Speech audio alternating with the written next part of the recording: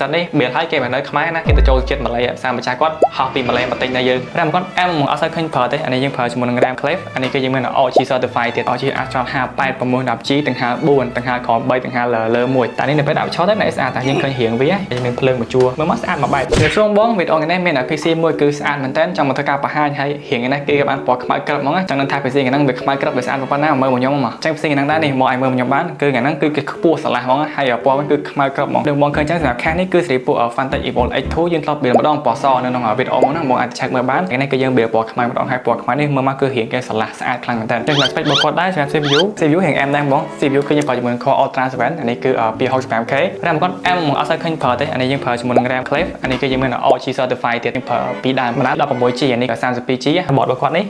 គឺនៅសល់ slot ទៀតបងឃើញខ្ញុំទាញ cooler ទៅមកហ្នឹងគឺ cooler ខ្ញុំប្រើម្ដងហ្នឹងអានេះគឺ RG UO4 SLC 360ជាមួយនឹង extension ទៀតយើងមានគេ M2 ប្រទេសជាមួយនឹង board ហើយ spare board វិញបងដោយសារយើងប្រើ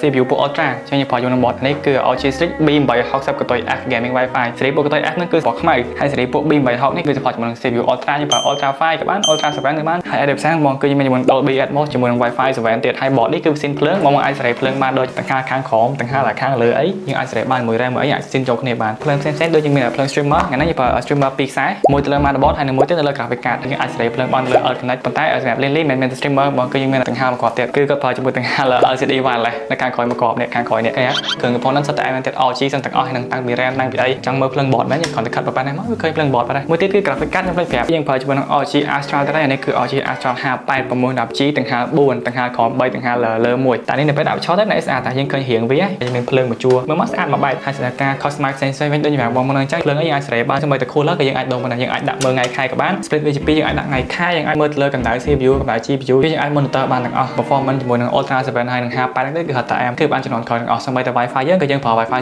7មានតែប៉ុណ្្នឹងទេបងអូផ្លេចប្រាប់មួយទៀតមិនសិននេះមានហើយគេមិននៅខ្មែរណាគេទៅចូលចិត្តម៉ាឡេសាម្ចាស់គាត់ហោះពីម៉ាឡេមកទិញនៅយើងហើយបងជឿចាំមើលវីដេអូនេះដឹងហើយបងនេះសិនបងគាត់មកពីម៉ាឡេ